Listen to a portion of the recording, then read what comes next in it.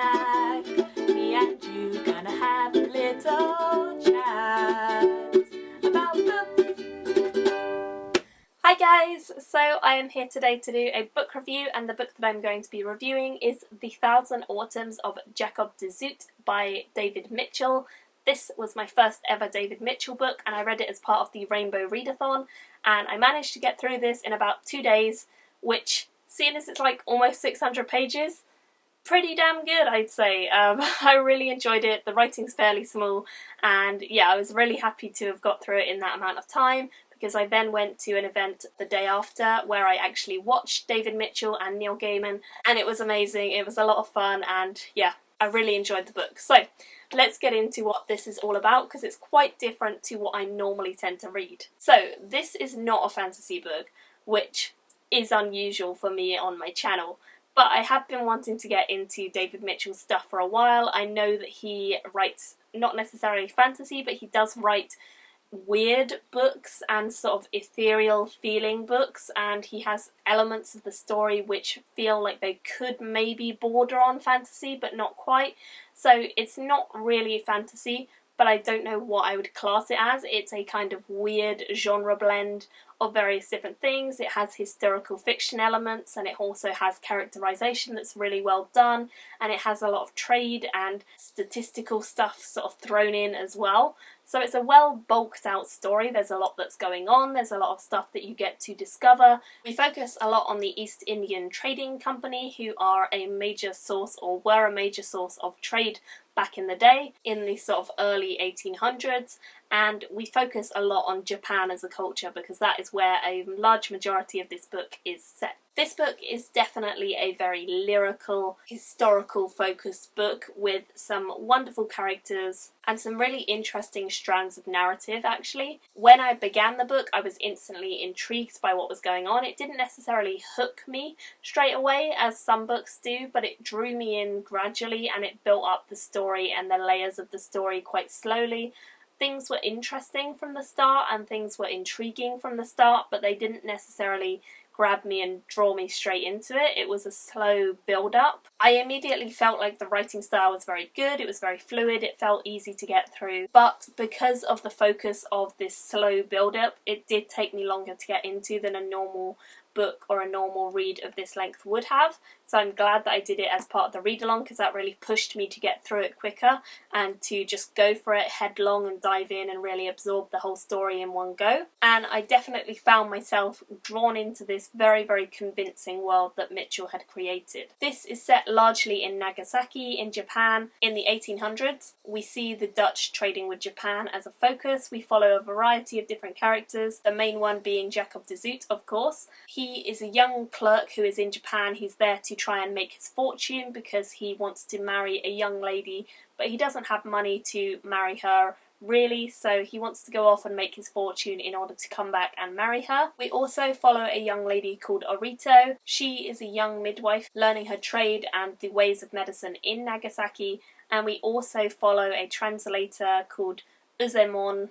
Sorry if I'm getting these names really wrong, because I probably am, but Uzaemon, I believe is how you say it, maybe. Those are the three characters that I would say were the most interesting to me and the ones that we followed the most, or whose storylines were at least the most interesting to me. We see a lot of other characters through their interactions, and we see a lot of other characters from their viewpoints, or various different people's viewpoints, but those three were the main three in my opinion. Jacob de Zoet's storyline and Orito's storyline I found very interesting straight away, because they were both fairly easy to connect with straight away, and the characters themselves were likeable. I thought they were both very believable in the way that they were described and the way that they acted, whereas Uzaemon's story took me a little bit longer to get into and get connected to his character, because he obviously is a foreigner and he doesn't speak fluent English, and he has a little bit more difficulty connecting with the other characters because of this, so naturally it took me longer to come around to his story, but when I did, I thought it was beautiful, and I thought his story was one of the most interesting and most beautiful and sad and all that sort of stuff. So yeah, I really enjoyed his story. It did just take me a little bit longer to get to, and his plot really did take some turns that I just did not anticipate happening. In terms of the writing itself, it focuses a lot on the trade of this East Indian trading company. We also focus a lot on translation. There are many passages where it's talking about the stocks of these various different things that they are trading, or where it's talking about translation and how some things have been misconstrued or some things have been mistranslated, and how all of that features into the misunderstanding or miscommunication of the trading company with the citizens of Japan that they are trading with. We see various chapters where our side and main characters are debating the appropriateness of certain words, the true translation of words, which sounds a little bit dull, I know, but actually it was very interesting to me, especially the translation. The trade side of things was a little less interesting to me because it was largely money focused, whereas the translation side of things I did find pretty interesting, and learning a few of the Japanese words and stuff like that was cool. The trade side of things definitely focused on the corruptness of the East Indian Trading Company and some of the people who worked for it or worked within the trading industry, and how they were sly and manipulative. It was interesting too, but definitely not as interesting to me as the translating side of things. Sometimes we had an overly lengthy description of this trade and things like that, which didn't really grip me as much as I would have liked. One element that I did really like of Mitchell's writing was that certain characters he wrote phonetically as they would speak rather than necessarily normal correct English, and I really felt that that kind of enhanced the characters and made them more believable and made them feel like genuine people as opposed to really well-spoken Englishmen, because they're not Englishmen, they're Dutch and Japanese. And this really did convince me that there were a lot of different races and a lot of different people from various parts of the world who were all talking and all trading in this one area of Nagasaki. The initial adjustment to the abbreviated words or phonetic words was a little bit difficult, but as soon as I got used to it, it made things a lot more interesting and made things a lot more convincing. In terms of the plot, I realistically had no idea what I was getting into. When I first started the book, I didn't know what it was about at all, but I soon realised it was largely to be devoted to characterisation and the focus of translation and trade.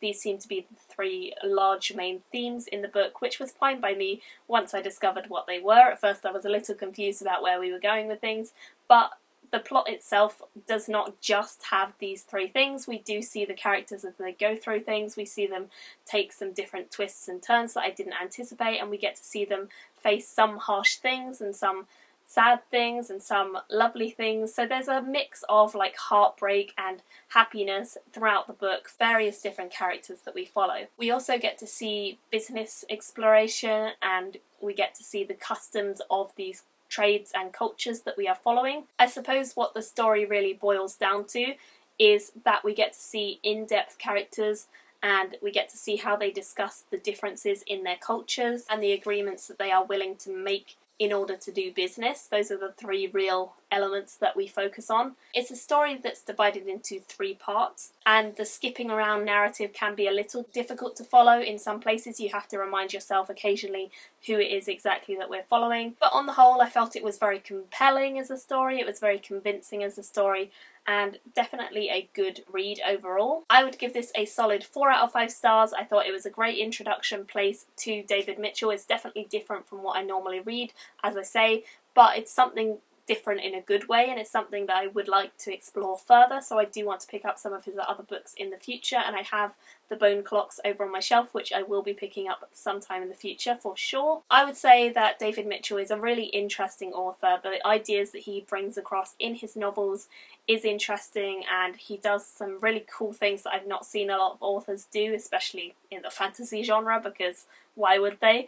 But yeah, it's definitely something different, and I really did enjoy it. So I'd love to hear your thoughts on the Thousand Autumns of Jacob de Zoet if you have read it, or generally on David Mitchell, what you think of his work, how you find it different to fantasy, and what you think about the ideas and concepts that he develops and throws at the reader in his books, because they were all so interesting to me, and I would love to have a bit of discussion about that down below. Thank you all for watching, and I will see you all very, very soon in another video. Bye! Me and you gonna have a little chat about books.